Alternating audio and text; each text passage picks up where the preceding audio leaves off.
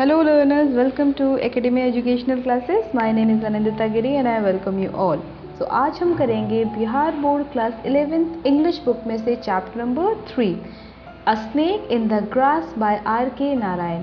Previous class में हमने chapter 1 and chapter 2 हमने डिस्कस किया था, बहुत अच्छे से उसको समझा था। आई होप आप सभी को वो चैप्टर बहुत अच्छे से समझ में आया हो। तो आज हम करेंगे जो चैप्टर वो बहुत ज़्यादा इंटरेस्टिंग है। इंटरेस्टिंग इस सेंस में है क्योंकि टाइटल से आपको समझ में हो रहा है snake in the grass means एक स्नेक की बात की जा रही है ना। यहाँ पे जो स्नेक है, जो ग्रास है, ये बहुत कॉमन वर्ड्स है ना, बहुत कॉमन चीज़ें हैं जो हमारे आसपास होती हैं, हम देखते हैं। लेकिन इस पूरे चैप्टर में R.K. नारायण हमें बहुत इंपॉर्टेंट एक मैसेज दे रहे हैं। किसके ऊपर दे रहे हैं? कुछ तो अगर हम बात करें तो रिस्पॉन्सिबिलिटी, कि रिस्पॉन्सिबिलिटी कितनी ज़्यादा इंपॉर्टेंट होती है हमारी लाइफ में। ऑनेस्टी क्या होती है, ट्रस्ट, फियर, कंट्रोल, ट्रेडिशन, ये सारी चीज़ें इसमें इंक्लूड है। एंड ये साइड बाय साइड अगर बात करें तो सुपरस्टिशियस क्या होता है? जो हमारे जो पुरानी जो ख्याल, जो ऑर्थोडॉक्स जिसे कहते हैं, ठीक है, जो हमारे पुराने जो मान्यता है किसी चीज़ को लेके, जो अंधविश्वास जो है उसके ऊपर बात की गई है। तो बहुत इंटरेस्टिंग ये चैप्टर है जिसको अच्छे से समझेंगे, पढ़ेंगे और इस पूरे चैप्टर में हम क्या क्या कवर करने वाले हैं देख लीजिए। Let's talk about the writer. हम राइटर के बारे में जानेंगे। फेमस बुक्स बाय राइटर के फेमस बुक्स के बारे में जानेंगे। Introduction of the chapter, yes हम चैप्टर का इंट्रो भी लेंगे। Summary of the chapter, critical analysis of the chapter and theme of the chapter. तो समरी देखेंगे, पूरे अच्छे से एनालिसिस करेंगे एक्चुअल में राइटर हमें इस चैप्टर के थ्रू क्या बताना चाहते हैं या फिर कौन कौन से इंपॉर्टेंट पॉइंट्स हाईलाइट कर रहे हैं, उन सभी के बारे में बात करेंगे। एंड यस थीम के बारे में बात करेंगे। थीम जनरली होता है, मीनिंग आप समझ लीजिए, कोई भी राइटर जब कुछ लिखते हैं तो एक थीम बेस्ड होता है, ठीक है। जैसे कि फैंटेसी होता है, जैसे फैंटेसी क्या होता है, कोई भी ऐसी फैंटेसी जो फिक्शन होते हैं, ठीक, जो कि हम जनरली रियल लाइफ में उसका हम नहीं जानते एक्चुअल में वो है या नहीं है, ठीक है। नॉन फिक्शन जिसमें रियल बेस्ड स्टोरीज होती है, तो एक थीम के ऊपर बेस्ड होते हैं। जैसे कि एक ये भूत, जैसे हम कहते हैं ना मूवी है, ये भूत वाली मूवी है, ठीक है, तो ये बच्चों वाली मूवी है। These all kind of theme, ठीक है, इनको हम थीम कहते हैं। Let's talk about the writer. Rashipuram Krishnaswamy Iyer Narayanaswamy was born on 10 October 1906 and died on 13 May 2001, commonly known as R.K. Narayan. R.K. Narayan का नाम R.K. नारायण से ही फेमस है, इसी नाम से सब लोग उन्हें जानते हैं। लेकिन उनका एक्चुअल पूरा नाम क्या है? राशिपुरम कृष्णस्वामी अय्यर नारायण स्वामी। ये साउथ इंडियन के थे और इतना बड़ा इनका ये नाम है जिनको हम शॉर्ट करके R.K. नारायण के नाम से जानते हैं। Was an Indian writer known for his work set in the fictional south Indian town of Malgudi. Generally R.K. Narayan world wide में फेमस हैं, लेकिन सबसे इम्पॉर्टेंट वो इस कैरेक्टर में रखते हैं क्योंकि उन्होंने एक मालगुडी एक टाउन बनाया था, इंडियन साउथ इंडियन एक टाउन बनाया था, ठीक है। फिक्शनल मतलब होता है जो कि एक्चुअल में नहीं है, मतलब वास्तव में वो नहीं है, लेकिन खुद ही अपनी कल्पना से एक बनाई है, एक मनगढ़ंत कहानी उन्होंने बनाई थी। फिक्शनल मतलब जैसे आप समझ सकते हैं परियों की कहानी, परियों को किसी ने देखा है? नहीं देखा। भूतों की कहानी जो बच्चों को सुनाई जाती है उनके एंटरटेनमेंट के पर्पस में, वैसे उन्होंने फिक्शनल एक साउथ इंडियन टाउन बनाया था जिसका मालगुडी रखा था। और उस पर उन्होंने उसी जगह पे, उस टाउन पे उन्होंने नॉर्मल विलेज पीपल या फिर जो एक छोटा सा गांव बनाया था और वहाँ पे जो लोग रहते हैं उनकी दिनचर्या या फिर हम कहते हैं डे टू डे लाइफ की जो चीज़ें थी उनके बारे में उन्होंने बात की थी, ठीक है। और मालगुडी डेज के नाम पे टीवी सीरीज़ भी चली थी, 1980s के अराउंड चली थी, ये सारी सीरीज़ चली थी जो कि इंग्लिश और हिंदी दोनों लैंग्वेजेस में थे। बहुत सारे इसके एपिसोड्स थे और अभी भी अगर आप चाहें उसे देखना तो आप बहुत ईजीली अवेलेबल है। He was a leading author of early Indian literature in English along with Mulk Raj Anand and Raja Rao. मुल्क राज आनंद और राजा राव ये दोनों ही बहुत बड़े फेमस राइटर हैं, ठीक है, इंडियन राइटर हैं। और उसके साथ उन लोगों के साथ जो R.K. नारायण, इनका भी बहुत इस्टेब्लिश एक नाम था। One of the finest Indian author of his generation writing in English.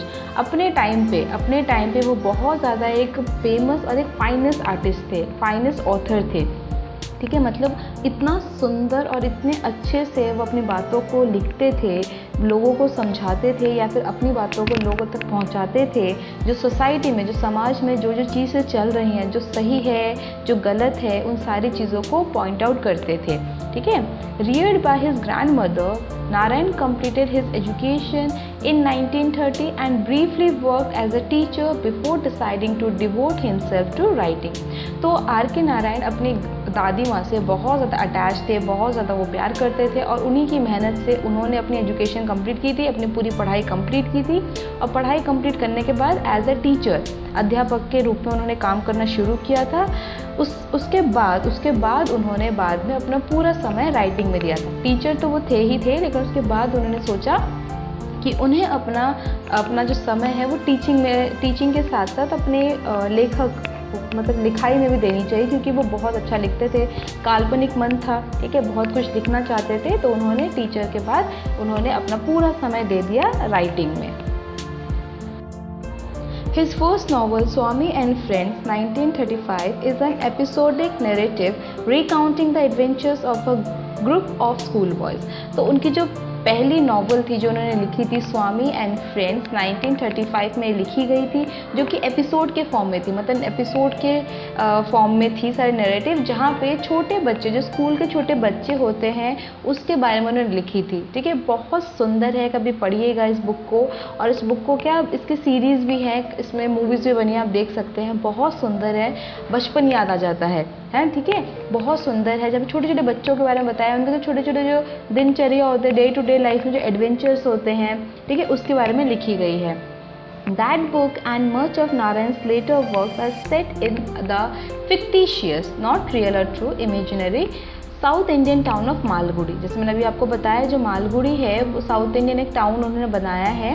ठीक है, अपनी एक काल्पनिक उससे, फिक्टिशियस मतलब क्या होता है, जो कि रियल में नहीं है, अपने कल्पना से जो बनी है। उन्होंने एक मालगुडी एक जगह बना दी और वहीं पे उन्होंने उन बच्चों को सेटअप किया कि बच्चे मालगुडी में रहते हैं और उनको जो डे टू डे लाइफ की ये चीज़ें हैं वो इन चीज़ों को देखते हैं, महसूस करते हैं, खेलते हैं, कूदते हैं, सब करते हैं। ठीक है। Narayan typically portrays the peculiarities, a strange or unusual features or habit of human relationships and the ironies of Indian daily life।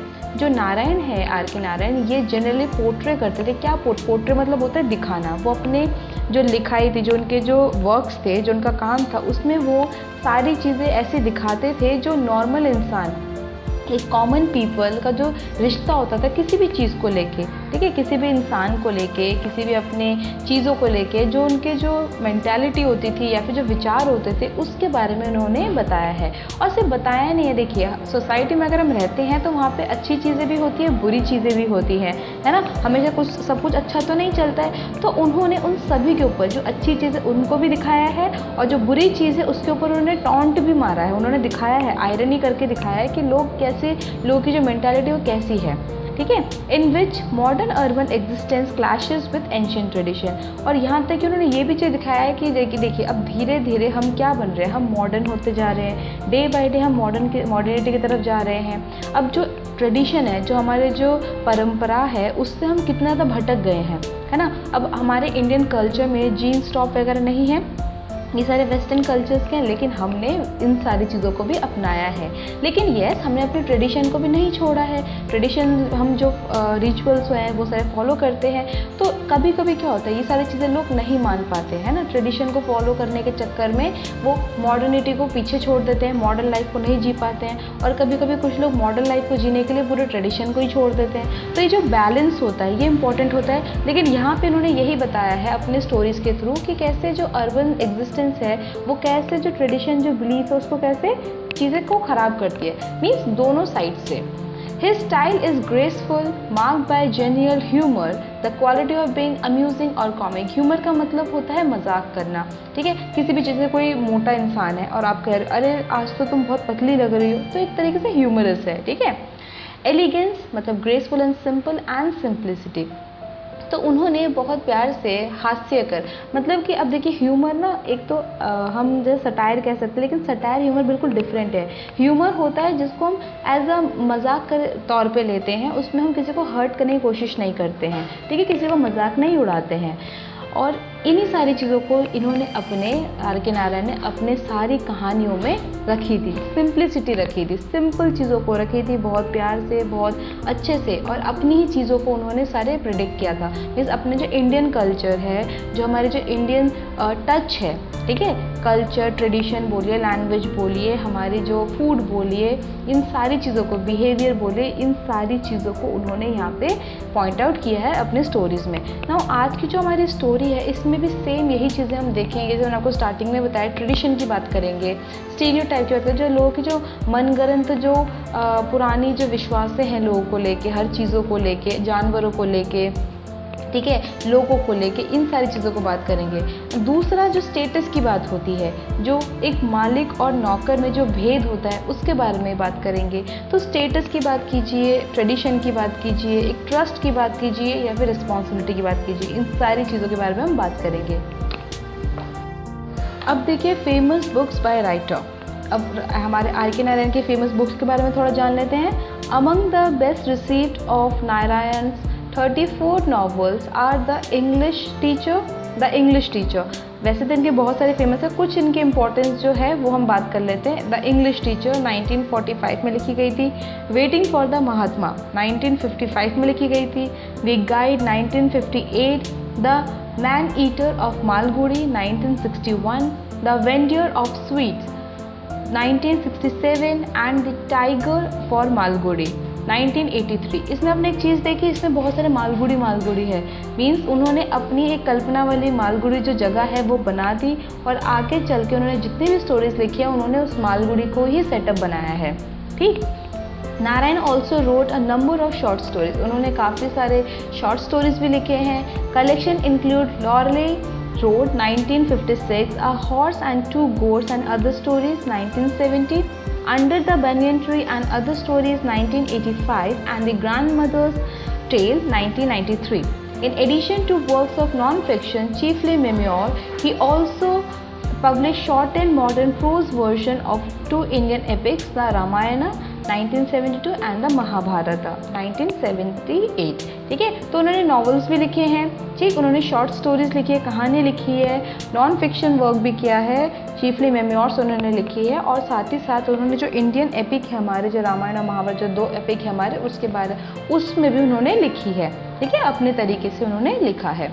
तो ये कुछ फेमस वर्क्स है, आप जाके इनको पढ़ सकते हैं। कुछ लोग होते हैं जिनको पढ़ने का बहुत शौक होता है ना, इंटरेस्टिंग, वो पढ़ सकते हैं, क्योंकि जितना आप पढ़ोगे उतना आप सीखोगे कुछ ना कुछ। चलिए, अब हम आ गए हैं अपनी इंट्रोडक्शन ऑफ द चैप्टर का इंट्रो ले लेते हैं। A snake in the grass by R K Narayan depicts a family with a problem. तो ये जो स्टोरी है जो आज अभी हम पढ़ेंगे आर के नारायण की, इसने क्या डिपिक्ट किया है, इस चैप्टर ने क्या डिपिक्ट किया है, एक प्रॉब्लम, एक फैमिली है, ठीक है, उनके पास एक प्रॉब्लम आई है। नाउ कैसी प्रॉब्लम आई है? Living in southern India the Indian people fear and honour king cobra. अब देखिए, सर्दर्न इंडिया की अगर आप बात करें, देखिए जो सांप है, सांप तो हर जगह मिलेंगे आपको, है ना, लेकिन साउथ के साइड में वहाँ पे ना पेड़ जंगल ज़्यादा है, तो वहाँ पे सांप ज़्यादा दिखते हैं, और कहते भी जो किंग कोबरा है वो ज़्यादा वहाँ पे मिल जाते हैं। ठीक है, अब यहाँ पे देखिए एक चीज़ इम्पॉर्टेंट है, वो है, दो चीज़ बताई गई है, Indian people fear and honour. अब फियर एंड ऑनर दोनों बहुत डिफरेंट है, दोनों डिफरेंट है, जस्टिफिकेशन वर्ड्स हैं। क्यों इसलिए बोला जा रहा है कि फियर मतलब डर। अब देखिए, कोई भी किंग कोबरा होगा या फिर कोई सांप होगा, आप उससे डरोगे, नॉर्मल है, नॉर्मल इंसान तो डरेगा ही डरेगा। ठीक है, अब ऑनर मतलब क्या होता है? रिस्पेक्ट। अब आपने देखा होगा इंडियन कल्चर के हिसाब से जो नाग होता है या फिर जो सांप होता है, उसको क्या माना जाता है? उसको भगवान माना जाता है।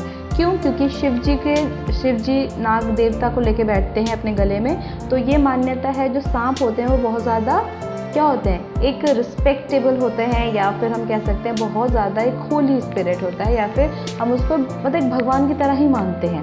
तो यहाँ पे क्या दिखाया जा रहा है, ये जो दो वर्ड है, इसी की कॉन्ट्ररी हम पूरे इस चैप्टर को देखेंगे कि एक सांप जो है उससे लोग डरते भी हैं, और ये साइड पे से उसकी पूजा भी करते हैं।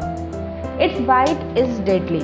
यस, अगर किंग कोबरा ने किसी को काटा, ठीक है, अगर सांप ने काटा तो क्या होगा? इंसान मर जाएगा। The family in the story has a cobra somewhere in their yard। अब जो फैमिली की बात हम यहाँ पे कर रहे हैं इस चैप्टर में, उसने उनको एक कोबरा में दिखता है अपने गार्डन में। यार्ड का मतलब होता है गार्डन। गार्डन में एक दिन उन्होंने अपने कोबरा सांप देख लिया। Someone saw it come into the yard but it has not been found। तो एक इंसान ने देखा होता है कि उनके घर के अंदर वो जा रहा होता है, यार्ड के मतलब जंगल से गार्डन से निकल रहा होता है, देखा होता है, लेकिन कोई ढूंढ नहीं पाता है उसे, बड़े बड़े घास हो रखी होती है। Narayan find some humour in this precarious dangerously insecure situation which is characteristics of his writing। अब जो नारायण है उसने, हमारे जो राइटर है, उन्होंने यहाँ पे कुछ ह्यूमर डाल दिया है इस चैप्टर में, ठीक है, कि सांप घुसा है गार्डन में, लोग डरे हुए हैं ना। यहाँ पे ह्यूमर क्या डाला है ये पूरे चैप्टर को जब आगे पढ़ेंगे समझेंगे। प्रिकैशियस मतलब होता है, प्रिकैरियस भी कहते हैं इसको। डेंजरसली इनसिक्योर मतलब कि आपको पता है कि इससे आपको नुकसान, आपको पता है कि जो सांप है वो आपको काट सकता है, आपको पता है कोई शेर आपके सामने वो आपको खा सकता है, आपको पता है ना। तो इनकी राइटिंग में इन्होंने कुछ ह्यूमर डाला है इस डेंजरस सिचुएशन। देखिए अगर आपके घर में ना करे कुछ ऐसा हो, अगर सांप घुस जाए तो आप डर जाओगे, आपकी पूरी फैमिली डर जाएगी, आपके दिमाग में क्या चीज़ होगी कि किसी तरह वो जो सांप है घर से निकल जाए, है ना। और इसी टाइम पे यहाँ पे कुछ ऐसी सिचुएशन में हमारे राइटर ने यहाँ पे कुछ ह्यूमर डाल दिया, कुछ मजाक डाल दिया है। देखेंगे क्या है। The family consist of the mother and her 4 son. तो इस फैमिली में एक माँ है और उनके 4 लड़के हैं। They have an old servant Dasu who spends most of his time sleeping. तो उनका एक सर्वेंट है, एक नौकर है जिसका नाम है दासू, जो कि अपना ज़्यादातर समय किस में बिताता है, सोने में बिताता है। After finding him asleep while everyone is looking for the snake, Dasu is reprimanded, rebuked for not being more alert। अब सब लोग क्या करते हैं, जैसे सांप के बारे में पता चलता है तो सांप ढूंढना स्टार्ट कर देते हैं। सब दासू को डांटने लग जाते हैं कि भाई तेरा क्या काम है, ठीक है, एक नौकर हो तुम्हारा क्या काम है, यही सब तो काम है कि कोई तुम आ ना जाए, ठीक है, सब कुछ साफ सफाई करके रखना। तो यहीं पे ये जो चैप्टर है, देखिए आपको थोड़ा बहुत इंट्रो पता चल गया होगा कि आपको ओवर ही पता चल गया होगा कि इस चैप्टर में हम क्या पढ़ने वाले हैं। तो बहुत ज़्यादा इंटरेस्टिंग है। देखिए आगे बढ़ते हैं समरी की तरफ और इसको समझते हैं और अच्छे से। चलिए समरी ऑफ द चैप्टर देखते हैं। चैप्टर की समरी देखना स्टार्ट करेंगे अब हम। तो R K. Narayan short story a snake in the grass is centre around a cobra which enter a bungalow on a sunny afternoon. तो आर.के. नारायण की जो स्टोरी है जो हम पढ़ रहे हैं, स्नेक इन द ग्रास, ये किसके अराउंड है, ये किस इंसान या फिर कौन से चीज़ के अराउंड घूम रही है, इर्द गिर्द घूम रही है, एक कोबरा, एक सांप, ठीक है, एक सांप की बात की जा रही है जो कि इस पूरे चैप्टर के मेन कैरेक्टर में है, जो कि कैरेक्टर में होने के बाद भी, ठीक है, यहाँ पे वो जो कोबरा है वो खुद कुछ नहीं कर रहा है, ठीक है, लेकिन उसी के अराउंड सारी स्टोरी है, ठीक है, जो कि एक बंगलो में घुसता है। किस टाइम पे, दोपहर का टाइम हो रहा होता है। अब देखिए अगर आप देखें, बात कीजिएगा आर.के. नारायण की, अगर थोड़ी सी बात कर ले, आर.के. नारायण फेमस थे अपने इंडियननेस की वजह से। इंडियननेस का मतलब है कि वो अपने जो इंडियन कल्चर है, जो रिचुअल्स हैं, जो ट्रेडिशन है, जो हमारे जो भारतीय जो समाज है, ठीक है, इसके ऊपर बहुत ज़्यादा वो वर्क करते थे। दूसरा ये बात करते थे विलेज पीपल के ऊपर, जो गांव के जो लोग हैं, क्योंकि देखिए अब तो मॉडर्न हो चुके हैं, अब तो शहर में लोग रहने लग गए, लेकिन गांव तो हमारा बहुत पुराना है ना, और स्टार्टिंग से गांव ही है। तो उन्होंने गांव के लोगों को, उनकी जो मान्यता है, उनकी जो परंपरा है, इसको बहुत सा इम्पोर्टेंस दी है। साथ ही साथ उसके साथ साथ उन्होंने सटायर मारना भी शुरू किया है अपने स्टोरीज़ में। सटायर मारना शुरू किया मतलब कि उन्होंने सटायर किया है या फिर आयरनी दी है, मतलब जिसे टॉन्ट कहते हैं, कि जो गलत है उसके ऊपर रिब्यूक करना, उन्होंने इसके ऊपर भी काम किया है। एंड ये साथ ही साथ वो कुछ मजाक, ह्यूमर भी डालते हैं अंदर, कि इसमें कुछ मजाक जो एलिमेंट है। अब देखिए ये जो पूरा चैप्टर है ये थोड़ा सीरियस वाला लग रहा है हमें, है ना, जैसे हम पढ़ते हैं तो सीरियस लग रहा है कि हाँ सांप घुस गया है, लेकिन यहाँ पे भी जो हमारे आर.के. नारायण कुछ ना कुछ फनी मोमेंट ज़रूर यहाँ पे देंगे, जो कि हम आगे पढ़ के समझेंगे। तो इतना समझ में आ गया कि यहाँ पे जो पूरी स्टोरी है वो एक सांप के इर्द गिर्द है, और जो कि एक दोपहर में एक घर के अंदर घुस जाता है।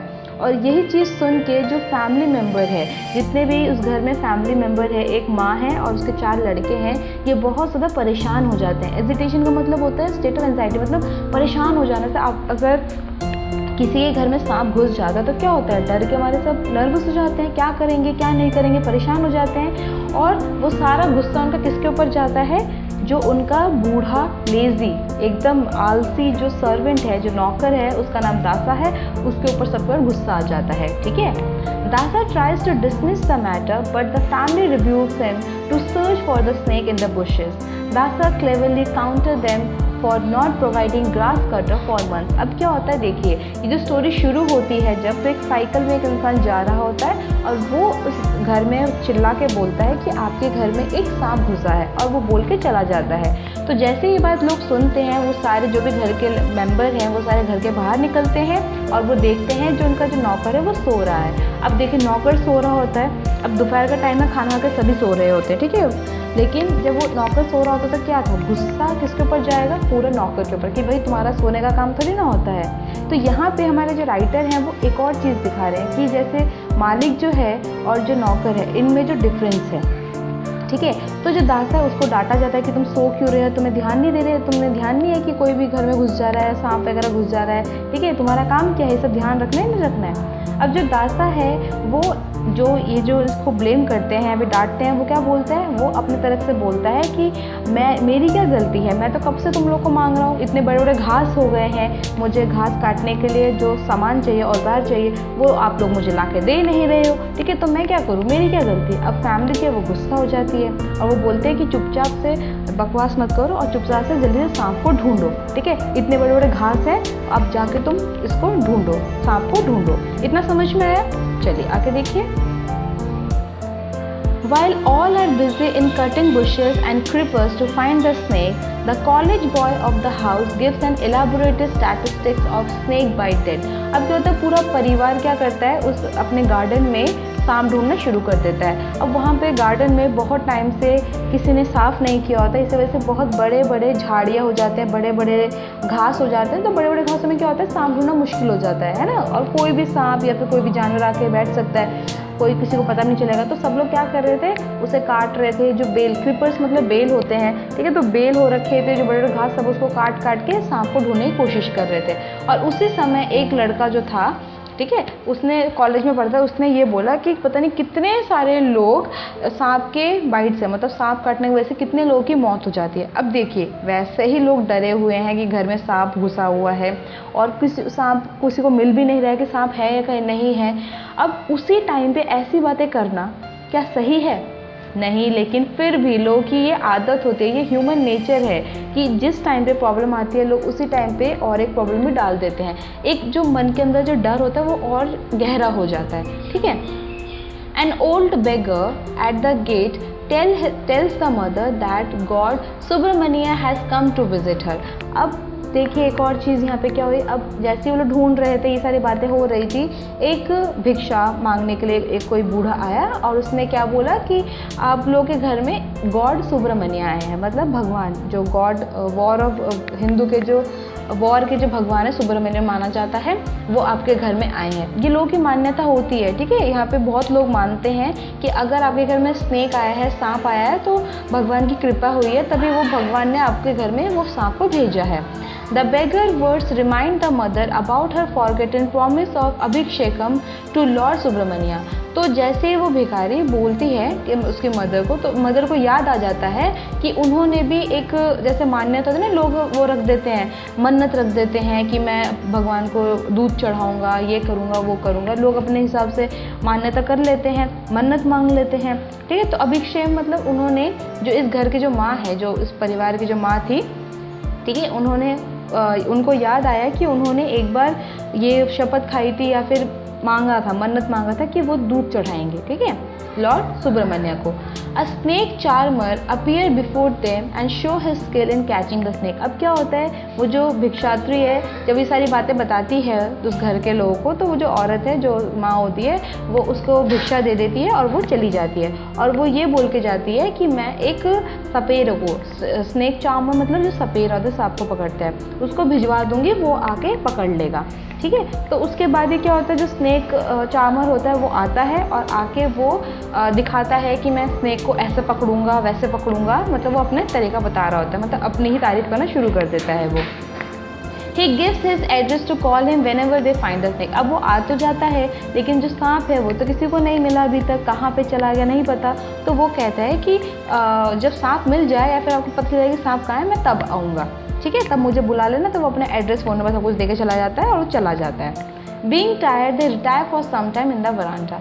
अब ये सारे लोग ढूंढना शुरू कर देते हैं, ठीक है, सांप ढूंढ रहे थे लेकिन सांप नहीं मिलता है और सब लोग थक जाते हैं और थकने के बाद क्या करते हैं, कहते हैं चलो थोड़ा आराम कर लेते हैं, उसके बाद फिर से आके ढूंढेंगे। अब क्या होता है, Dasa, the tricky man, appears before them carrying a sealed water pot and claims that he has put the cobra in the pot। अब दासा जो होता है वो बहुत ज़्यादा बदमाश होता है। बदमाश मतलब होता है कि ट्रिकी मैन होता है, जो कि खुराफातियाँ करते हैं ना, ट्रिकी मैन जो खुराफातियाँ करते हैं, काम करते हैं वो। अब दासा को सबने धमकी ये दिया था कि तुम सारा दिन सोते रहते हो, काम वाम तुम कुछ करते नहीं हो, और अगर आज सांप नहीं मिला तो तुम्हें हम नौकरी से निकाल देंगे, ठीक है। और इसी डर से दासा क्या करता है, पहले तो वो ये बोलता है कि भाई आपकी गलती, आप लोगों ने मुझे औजार ही नहीं दिया घास काटने के लिए, लेकिन बाद में वो क्या करता है, अब उसे पता है कि अगर भाई नहीं ढूंढ के दूंगा तो क्या होगा, मेरी नौकरी चली जाएगी। तो दासा क्या करता है, एक वाटर पॉट, एक घड़ा लेके आता है और उसमें बंद करके लाता है और वो बोलता है कि इसके अंदर वो सांप है, ठीक है। Dasa feeling himself like a champion goes outside to leave the snake. और जो दासा है वो कोबरा को पॉट में बंद कर देता है और वो कहता है कि मैंने इसको देखा था कि ये ना इस पॉट के अंदर से देख रहा था और ये सांप मुझे देखे उससे पहले मैंने सांप को देख लिया और मैंने इसको बंद कर दिया। और वो उसको लेके जाके बाहर जाके रखने के लिए जा रहा था, ठीक है, कह रहा कि मैं इसे जाके बाहर छोड़ देता हूँ। After a while a cobra is seen by the youngest son. और क्या होता है, दासा ने उसे दासा मतलब क्लेम करता है, जो नौकर है वो क्लेम करता है कि मैंने पकड़ लिया, लेकिन थोड़ी देर बाद क्या होता है, जो छोटा बेटा होता है उस घर का, वो एक सांप को देखता है, कोबरा सांप को देखता है। It crawls under the gate and disappear along the drain. और वो गेट के पास में जा रहा होता है, क्रॉल करना क्या होता है, रेंग रहा होता है, और उसके बाद वो गायब हो जाता है। और जैसे ही ये सब ये चीज़ें देखते हैं तो लोगों के मन में क्या आ जाती है, क्या बात आ जाती है, देखिए, the family are in a state of confusion that whether there are two snakes और दासा हैड डिसीव्ड देम। अब उनके दिमाग में बहुत ज़्यादा कन्फ्यूजन आ जाता है, वो ये कहते हैं कि घर में 2 सांप घुसे थे या फिर दासा जो है वो बदमाशी कर रहा था, उसने झूठ बोला था, किसी को नहीं पता, ठीक है। ये जो चैप्टर है एक्चुअल में ये ओपन एंडिंग स्टोरी है, ठीक है, इसमें लास्ट में कोई कंक्लूजन नहीं दिया हुआ, ओपन एंडिंग है, तो आप अपनी मर्जी से इसका जो एंडिंग है, जो कंक्लूजन है, वो आप निकाल सकते हैं। तो यहाँ पे 2 सांप की बात है कि जो दासा है उसने अपने आप को बचाने के लिए क्या उसने झूठ बोला या फिर 2 सांप थे। डिसाइडफुल मतलब होता है डिसीविंग और मिसलीडिंग अदर, लोगों को गुमराह करना। Dasa in order to retain his job and to impress the family चीज them cleverly. The author leaves the ending to the imagination of the reader. तो लास्ट में जो राइटर हैं वो क्या दिखाते हैं, वो ये बोलते हैं कि जो दासा है अपने आप को बचाने के लिए, अपनी जॉब को बचाने के लिए उसने क्या ये ट्रिक लिया था, क्या ये उसने झूठ बोला था कि उस स्पॉट में, या फिर असली में ही 2 थे। तो हमारे जो ऑथर है उन्होंने इसमें बताया कि ओपन एंडिंग स्टोरी है, तो यहाँ पे हमारे ऑथर ने ऐसे ही हमें इमेजिनेशन करने के लिए छोड़ा कि एक्चुअल में क्या हो सकता है, क्या क्या आंसर इसका हो सकता है कि दासा ने एक्चुअल में ढूंढा था या फिर नहीं, ठीक है। यहाँ पे हमारी समरी खत्म हो जाती है। अब हम देख लेते हैं critical analysis. Taken from his An Astrologer Days and Other Stories collection, the story is narrated in the third person by an unnamed narrator, and from the beginning of the story, the reader realizes that Narayan may be exploring the theme of responsibility। अब देखिए critical analysis और theme पढ़ना ज़रूरी क्यों है। देखिए आप class 11th में हैं, इतनी सिंपल स्टोरी क्यों दे रखी है। इतनी सिंपल स्टोरी अगर हम समझें तो इतनी सिंपल नहीं है। एक्चुअली जितने भी स्टोरीज होते हैं उसके पीछे कोई ना कोई मेन थीम होता है या फिर कोई मेन मकसद होता है या फिर कोई स्टोरी होती है कि क्यों दी गई है, ठीक है। तो इस चैप्टर में भी ऐसे बहुत सारी चीज़ें हैं जो कि हमें देखना है। जनरली सबसे इम्पॉर्टेंट है ये जो पॉइंट्स मैं आपको यहाँ पे बता रही हूँ, ये सारे बहुत इंपॉर्टेंट पॉइंट्स हैं जो कि आप अपने आंसर में इंक्लूड करेंगे तो आपके बहुत अच्छे मार्क्स आएंगे, ठीक है। ये सारी चीज़ें बहुत इंपॉर्टेंट है। जैसे कि ये जो स्टोरी है, स्टोरी जो आज हम पढ़ रहे हैं स्नेक इन द ग्रास, की ली गई है इनके an astrologer's day and other stories, collection of story. Collection of stories है मतलब उसमें बहुत सारे स्टोरीज हैं, ठीक है। एस्ट्रोलॉजर डे इसी में से एक स्टोरी थी जो कि आज हम पढ़ रहे हैं। थर्ड पर्सन नरेट कर रहा है, कौन है नरेटर नहीं पता। और ये जो स्टोरी है यहाँ पे हमारा जो रीडर है वो ये रियलाइज़ कर रहा है कि कैसे नारायण रिस्पॉन्सिबिलिटी की बात कर रहे हैं। यहाँ पे अगर हम पहले बात करें रिस्पॉन्सिबिलिटी का मतलब क्या होता है, जिम्मेदारी।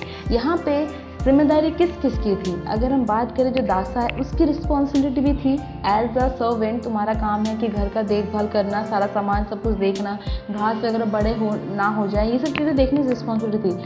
साथ ही साथ जो परिवार है उनकी भी रिस्पॉन्सिबिलिटी थी, है ना, इन सबको नोटिस करना। ये जो रिस्पॉन्सिबिलिटी है और क्या क्या बताएगी जानते हैं आगे। It is made clear to Dasa that he has responsibility to catch the snake. अब यहाँ पे ये क्लियर किया गया कि जो दासा है उसकी रिस्पॉन्सिबिलिटी थी स्नेक को पकड़ने की। If anything he is being blamed on the snake's appearance in the garden due to the fact that garden is overgrown and Dasa has not maintain it. अब यहाँ पे यही बताया गया था कि स्नेक यहाँ पे क्यों आया, कैसे आया, और यहाँ पे आने का रीज़न यही था क्योंकि जो गार्डन है वो बहुत बड़े बड़े घास हो गए थे, ठीक है, बहुत बड़े बड़े घास हो गए थे। और ऐसे जंगल में ही ऐसे बड़े बड़े जो घास हो जाते हैं, ठीक है, जंगल जहाँ पे सांप वगैरह नहीं होता है वहीं पे सांप वगैरह आते हैं। तो यहाँ पे गलती किसकी है? दासा की। क्यों? क्योंकि उसका काम है इन सारे घास को, इन सबको काट के साफ़ सुथरा करके रखना, घर के आसपास सफाई करके रखना उसी का काम था। Even though Dasa suggests he had previously asked for a grass cutter and blamed everybody in the story, still considers Dasa to be responsible for catching the snake. अब दासा ने ये बताया, अगर हम दासा के पॉइंट ऑफ व्यू से समझे तो उसने ये बोला कि मैं तो काट देता लेकिन मैंने मांगा था आपको ग्रास कटर, अगर घास काटने के जो औजार होता है वो मैंने मांगा था, लेकिन आप लोगों ने मुझे वो नहीं दिया, और अगर आप नहीं दोगे तो मैं कैसे काटूंगा। अगर हम यहाँ पे ये वाली बात भी देखें तो दासा भी सही बोल रहे हैं। क्यों? क्योंकि अगर उसे घास काटर नहीं मिलेगा तो वो कैसे काटेगा, वो नहीं काट पाएगा, ठीक है। और देखिए जब उसने बोला था ग्रास कटर तो जो फैमिली मेम्बर है वो ये सोचने लगे कि अगर उन्हें घास कटर खरीदना है तो उसके लिए कितने पैसे देने पड़ेंगे। तो यहाँ पे गलती हम फैमिली की भी देख सकते हैं, है ना। लेकिन फैमिली ने अपनी गलती ना मान के क्या बोला, उन्होंने ये बोला कि नहीं ये तो दासा की रिस्पॉन्सिबिलिटी, उसी की गलती है। तो यहाँ पे हम एक और चीज़ देखते हैं, स्टेटस। हम यहाँ पे स्टेटस की देख रहे हैं जहाँ पे जो अपर स्टेटस है, जो मालिक है, मालिक जो है वो कभी भी गलत नहीं हो सकता, और जो नौकर है उसी की गलती होती है और लोग उसी को गलत समझते हैं। यहाँ पे ये समझ में आ रहा है। आगे देखिए, दासा is also threaten with being fired should he not find the snake, ठीक है। अब जो दासा है उसको ये भी धमकी दी गई कि उसे निकाल दिया जाए। फायर मतलब होता है निकाल देना। अगर उसने स्नेक को नहीं ढूंढा तो उसको यहाँ से निकाल दिया जाएगा, उसको उससे काम से छुड़वा दिया जाएगा। If anything there is a sense that Dasa may be lazy. और यहाँ पे ये बोला जा रहा था जो दासा है, जो सर्वेंट है वो लेजी है। अब देखिए जिसका जो नाम है दासा, दासा का मतलब भी क्या होता है? दास का मतलब क्या होता है? जो सर्वेंट होते हैं। तो यहाँ पे देखिए सर्वेंट को कैसे सर्वेंट की तरह यहाँ पे क्रिटिसाइज किया गया है, मतलब कि यहाँ पे आयरनी दिखाया गया है। जो नारायण है वो ये भी दिखा रहे हैं कि जो लोग, जो दास होते हैं, जो काम करते हैं, उसको बहुत ज़्यादा नीचा समझते हैं और सारी गलती उसी में मोड़ देते हैं, ठीक है। There are many ways to cut grass without grass cutter, yet Dasa is forced only on obtaining a grass cutter rather than actually exerting himself and cutting the grass other way, ठीक है। अब यहाँ पे एक और चीज़ है कि अगर घास कटर आपके पास नहीं है तो घास काटने के और भी बहुत सारी चीज़ें हो सकती हैं, किसी और तरीके से भी आप काट सकते हो, लेकिन दासा यहाँ पे अपने साइड से एकदम डिटरमाइन है कि नहीं मेरी गलती तो है ही नहीं। As the family in the story do when they are searching for the snakes, it is also noticeable that Dasa's effort at searching for the snake are half-hearted. अब यहाँ पे देखिए जब पूरी फैमिली जब ढूंढ रही थी, ये जो स्नेक को ढूंढ रहे थे, तब आपने देखा कि जो दासा है वो पूरे तरीके से, मतलब पूरे हिम्मत से या फिर अपना पूरा जोर दे ही नहीं रहा था, मतलब उसका जो मन था वो था ही नहीं सब काम करने के लिए। तो इससे ये पता चला कि जो दासा है बहुत ज़्यादा लेज़ी है। अब दोपहर का टाइम हो रहा है, ठीक है, दोपहर का टाइम हो रहा था, खाना के साथ सो रहा होगा वो, और उस टाइम पे उसे काम दे दिया गया, ठीक है। तो उस टाइम पे कौन करेगा काम, राइट। तो वो अपने पूरे मन से भी काम नहीं कर रहा था, वो स्नेक को ढूंढ ही नहीं रहा था। He doesn't really put much effort into his actions, which again would suggest that Dasa may be lazy. तो यहाँ पे यही देखते हैं कि जो दासा है वो अपने काम को ठीक से नहीं कर रहा था, इसलिए ये पता चला कि वो बहुत ज़्यादा लेजी है। The fact that Dasa is in bed when snakes arrive and is the only person in the story who is still in bed further suggests that Dasa may be lazy. और भी बताया जाता है कि दासा lazy क्यों है, क्योंकि जब हमने देखा कि स्टोरीज जब शुरू हुई थी तब वो बेड पे था, उसने स्नेक को देखा ही नहीं था, ठीक है। और उसकी जो पूरी जो लेज़ीनेस है वो हमें तब भी दिखती है जब वो चीज़ें ढूंढ रहा था, जब सांप को वो ढूंढ रहा था, और सांप को ढूंढने की जगह वो क्या कर रहा था, अपने आप को डिफेंड कर रहा था कि उसके पास ग्रास कटर नहीं था, इसलिए वो ग्रास नहीं काट पा रहा था। इट इज़ एज दो दासा knows what he can and he can't get away with. There is also a sense that दासा can't be trusted. बाद में ये चीज़ भी है, जो दासा है उसको वो कोई ट्रस्ट भी नहीं कर सकता है। क्यों? क्योंकि उसने लास्ट में जो उसने पॉट दिखाया था, है ना, और उसने बोला था कि इस पॉट में सांप है, लेकिन बाद में जब सांप दूसरी तरीके से निकल के आता तो क्या पता चलता है कि शायद दासा ने झूठ बोला था। तो यहाँ पे ट्रस्ट की बात भी आ गई है, जिसमें आपको स्टार्टिंग में बताया था रिस्पॉन्सिबिलिटी की बात आई है, ऑनेस्टी की बात कही है। ऑनेस्टी की बात अगर हम करें तो दासा अपने काम से ऑनेस्ट नहीं था, उसका काम एज अ सर्वेंट जो था वो उसमें नहीं कर रहा था। ट्रस्ट, अब दासा ने झूठ बोला था, उसको हम ट्रस्ट भी नहीं कर सकते हैं, ठीक है। आगे देखिए, firstly, as mentioned, he half-heartedly searches for the snake, and secondly, at the end of the story, he claims to have found the snake in a pot, yet nobody actually see the snake in the pot. जैसे मैंने आपको बताया कि पहले तो ठीक से ढूंढ भी नहीं रहा था, और लास्ट में उसने ये बोला कि उस पॉट में उसने सांप को देखा, लेकिन हमें बाद में पता चल ही जा रहा है कि जो पॉट में एक्चुअली सांप था ही नहीं। Leaving one of the boys to question as to whether there were two snakes, और ये पता चला, कन्फ्यूजन डाल दिया गया कि एक सांप था या दो सांप था।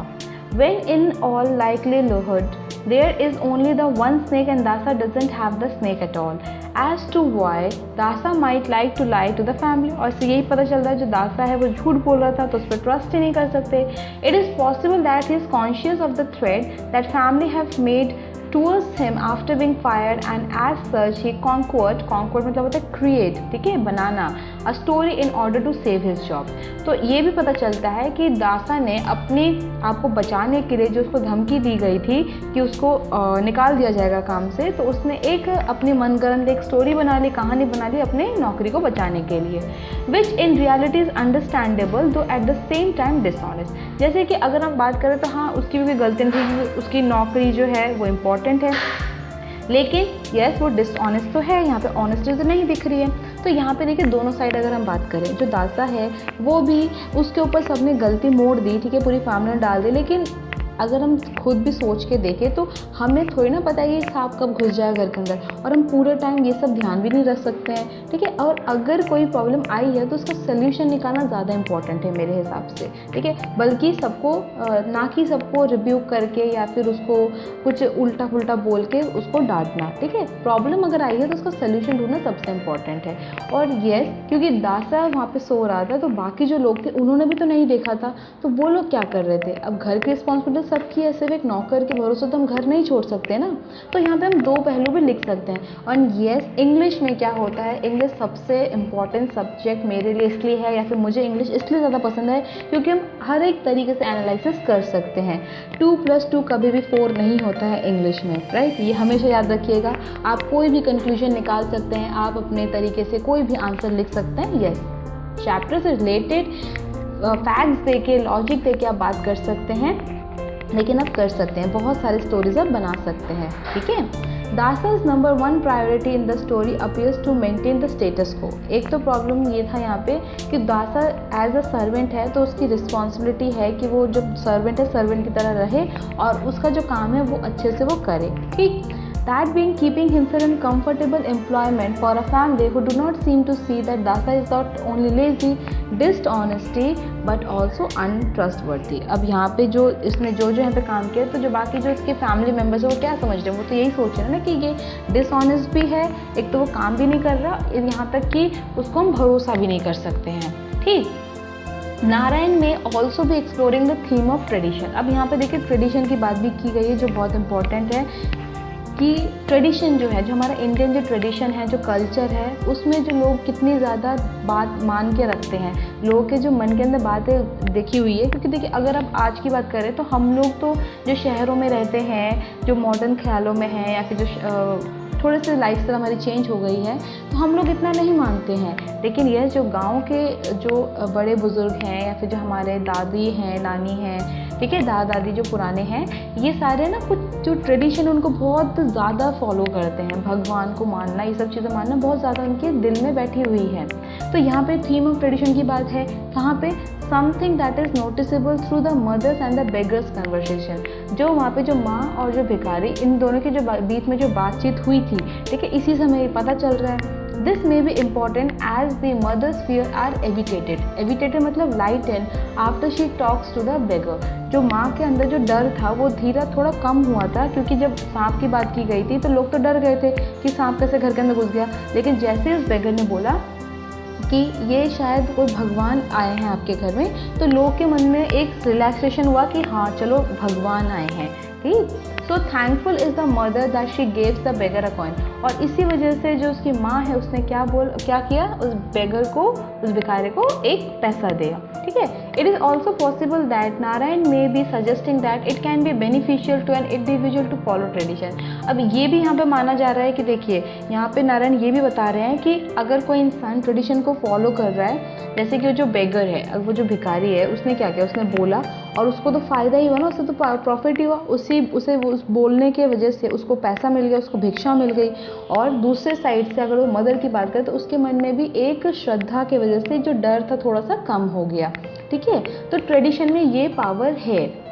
जैसे मैं आपको स्टार्टिंग में बताया था कि जो सांप होते हैं उसको भगवान माना जाता है, लोग उस पर दूध चढ़ाते हैं। आपको जब ये चैप्टर हम पढ़ रहे थे उसमें एक और पॉइंट था जो कि मैंने आपको नहीं बोला था, यहीं पे बोल देती हूँ कि जब वो घड़े में, जो स्पॉट में जब वो मिलता है, सांप मिलता है, जब वो दासा लेके आता है, तो मदर ने क्या बोला था कि उसके अंदर थोड़ा दूध देने के लिए, ठीक है, उसको दूध चढ़ा। लेकिन खुद डर के मारे आगे नहीं आ रहे थे। यहाँ पे फियर फैक्टर भी है, मैंने आपको पहले ही बताया था, यहाँ पे एक फियर थीम भी है जहाँ पे लोग डर के मारे खुद से कुछ नहीं कर रहे हैं, खुद डर के पीछे रह रहे हैं, लेकिन वो दासा को सब बोल रहे हैं। लेकिन यस, उनकी जो ट्रेडिशन बिलीफ है वो स्ट्रॉन्ग है। उसी हालत में वो उस टाइम पे उसे दूध देना चाह रहे थे मटके में, उस पॉट में, ठीक।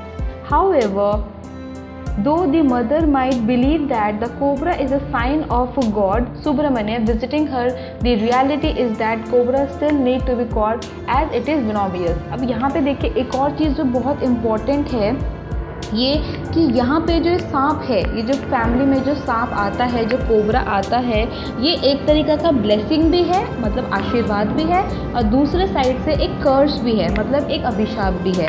कैसे आशीर्वाद, कैसे कि भाई भगवान आया है, जो भगवान गॉड सुब्रमण्य है वो यहाँ पे आया है, वो विजिट कर रहे हैं। लेकिन साइड बाय साइड अगर उस सांप ने काट दिया तो क्या होगा, किसी की मृत्यु हो जाएगी, कोई मर जाएगा। उस बच्चे ने भी यही बोला था कि पता नहीं हर दिन कितने हज़ारों लोग मर जाते हैं इसी चीज़ में। तो यहाँ पे ये चीज़ ही बताई है। वेनोमियस मतलब होता है पॉइजन, मतलब जो कोबरा सांप होता है जहर बहुत ज़्यादा उसका पॉइजनस होता है, जिसको भी काटेगा वो मर जाएगा।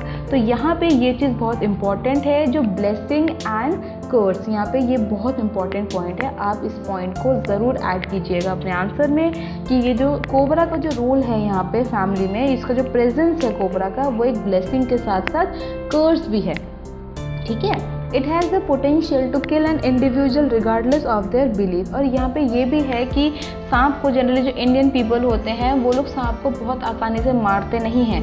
क्यों? उनके अंदर ये भरोसा है, ये विश्वास है कि नहीं, हमें नहीं मारना है, क्योंकि वो एक भगवान का रूप है।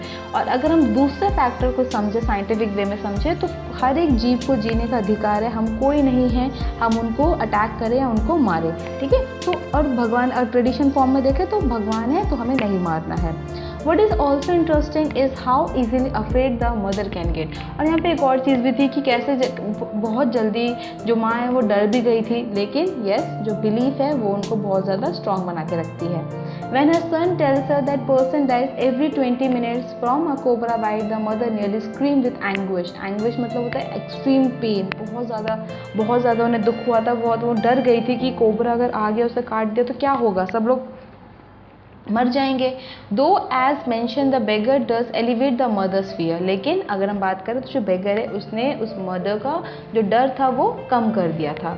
Weather her words ring true is another thing, अब उसकी बातें सही है या नहीं है वो अलग बात है, ठीक है, वो अलग बात है। लेकिन यहाँ पे क्या हुआ, उसके बातों ने इस जो यहाँ पे जो बाकी जो लोग थे या जो मदर थी, स्पेशली मदर को क्या किया, एक रिलैक्स मोड पे लेके आ गई।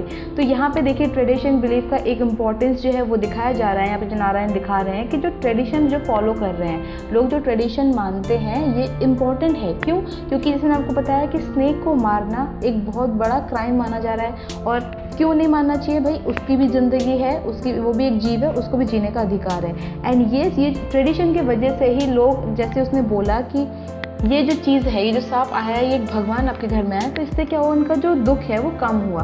तो सबसे इम्पोर्टेंट क्या है, ह्यूमैनिटी तो यही होती है ना कि आप किसी कैसे लोगों का जो परेशानी है, जो दुख दर्द है, कम कर सकते हैं। तो यही चीज़ यहाँ पे दिखाई जा रही है, शो की जा रही है। समझ में आ रहा है?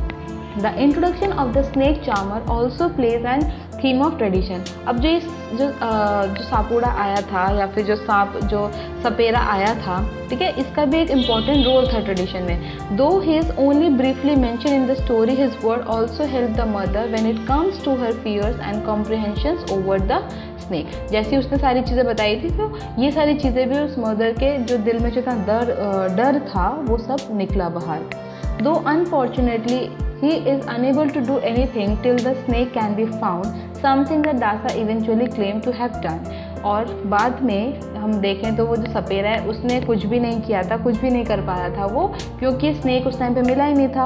और दासा ने ये क्लेम किया था कि उसने ढूंढ लिया। और लास्ट में यही होता है, जो सांप जो होता है वो गेट से निकल रहा होता है, क्रॉल करके निकल रहा होता है, लोगों को नहीं पता कि एक्चुअल में क्या है। लेकिन जो ओपन एंडिंग स्टोरी थी, इसमें हमें यही समझ में आया कि जो स्नेक था वो एक ही था, है ना। हमने तो यही समझ में आ रहा है कि जो स्नेक था वो एक ही था।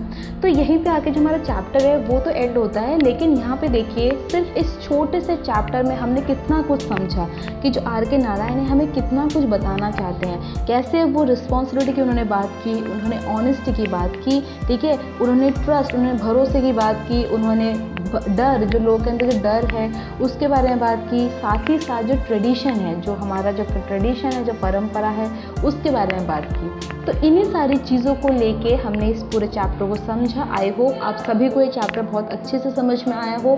आप कमेंट करके पूछ सकते हैं। एंड यस, अगर आपको पसंद आया हो तो प्लीज़ लाइक कीजिएगा, शेयर कीजिएगा एंड सब्सक्राइब कीजिए हमारा चैनल। आज के लिए बस इतना ही, मिलते हैं नेक्स्ट क्लास में।